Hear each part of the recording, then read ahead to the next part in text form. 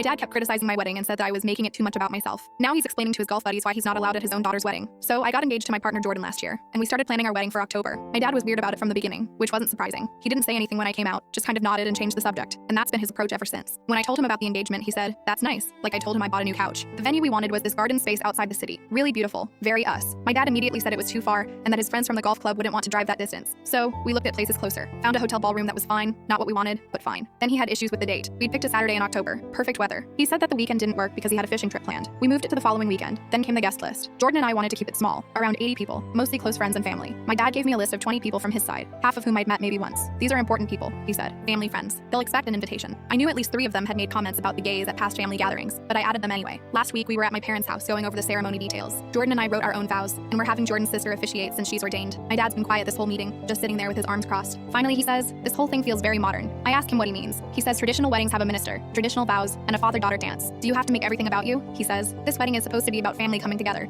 not your personal statement." I'm staring at him, trying to figure out if he actually just said that. Jordan's holding my hand under the table. My mom looks uncomfortable but doesn't say anything. I don't yell at him because that's not going to help anything. I just say, "I'll think about what you said," and Jordan and I leave. In the car, Jordan asks if I'm okay. I tell him I'm fine, but I'm not fine. I'm furious. That night, I pull out all the planning documents. The original venue we wanted versus the ballroom we settled for. The date we changed, the guest list with his golf buddies and their wives who I know will be judging us the entire night. I look at the ceremony outline, and I realize Jordan and I had originally planned to have a unity ceremony where we would plant a tree together. We cut it because my dad said it was too symbolic. We wanted to walk down the aisle together, but my dad insisted on walking me down himself because that's how it's done. I've spent 6 months trying to make my father comfortable at my own wedding. I changed the location. I changed the date. I invited people who don't support my relationship. I modified the ceremony, and he's still sitting there telling me I'm making it too much about myself. It's my wedding. It's literally supposed to be about me and Jordan. I text my mom. I need dad's mailing address. She sends it and asks why. I tell her she'll find out soon. The next morning, I call the hotel and add my dad's name to the list of people who are not permitted to attend. Then I call my mom. Dad's not invited to the wedding anymore. She's quiet for a second, then asks what I mean. I tell her exactly what I mean. He's uninvited. She says I can't do that he's my father. I tell her he can be my father somewhere else that day. She needs to decide if she's coming without him or not coming at all. She says she'll call me back. My dad calls me 20 minutes later. "Your mother says you're uninviting me. That's not funny." I tell him I'm not joking. He laughs, like I'm being dramatic. "You can't uninvite your father to your wedding." I tell him I absolutely can, and I did. He stops laughing. This is ridiculous. Over one comment? I remind him it wasn't one comment. It's been 6 months of comments. He says he was just trying to help, that he wants the wedding to be good. I tell him he wanted the wedding to be comfortable for him, and since he thinks it's too much about me, he won't be comfortable there. Problem solved. He starts saying I'm being immature, that I'll regret this. I tell him the only thing I regret is spending half a year trying to make him happy at my own wedding. Then I hang up. 2 weeks later, my aunt calls me. "Why isn't your father on the invitation list?" Word's getting around the family now. I tell her he's not invited. She asks why, and I explain. She goes quiet, then says, "Well, that's his own fault." My uncle calls next, asks the same thing. I give him the same answer. By the end of the week, my dad's got half the family asking him why he's not going to his daughter's wedding. My mom calls and says she's coming to the wedding without him. She says he's embarrassed and angry, but mostly embarrassed. He apparently told his golf buddies he wasn't going, and they asked why. He had to tell them he was uninvited. He texts me the night before the wedding. "I hope you know what you're doing." I text back, "You said the wedding was too much about me." So I removed the person who had a problem with that. Now it's perfect.